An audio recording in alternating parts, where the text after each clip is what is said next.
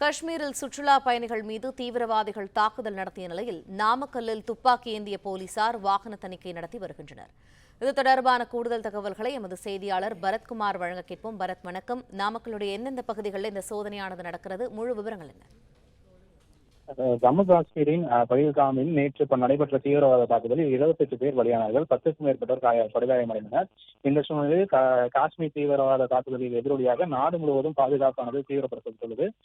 அதன்படி நாமக்கலில் முக்கிய சாலைகள் மற்றும் பொதுமக்கள் அதிகம் கூடும் இடங்களில் துப்பாக்கி ஏந்தியபடி போலீசார் பாதுகாப்பு பணியில் ஈடுபட்டு வருகின்றனர். குறிப்பாக நாமக்கல் டு திருச்செங்கோடு செல்லும் சாலையில் நல்லிப்பாளையம் வழியாக செல்லும் வாகனங்களை நிறுத்தி தீவிர சோதனைக்கு பிறகே நாமக்கல் நகருக்குள் அனுமதிக்கப்பட்டு வருகின்றனர். நாமக்கல் மாவட்டம் முழுவதுமே சுமார் 50க்கும் மேற்பட்ட இடங்களில் 600க்கும் மேற்பட்ட போலீசார் பாதுகாப்பு பணியில் ஈடுபட்டு வருகின்றனர். குறிப்பாக பொதுமக்கள் அதிகம் கூடும் இடங்களான பேருந்து நிலையம், ரயில் நிலையம், கடைவீதி, வணிக வளாகம் உள்ளிட்ட பகுதிகளில் போலீசார் பாதுகாப்பு பணியில் ஈடுபட்டு வருவது குறிப்பிடத்தக்கது. பிளே ஸ்டோர் மற்றும் ஆப் ஸ்டோரில் இருந்து பாலிமர் செயலியை QR கோடு மூலம் பதிவிறக்கம் செய்யுங்கள். செய்திகளை உடனுக்குடன் பெறுங்கள்.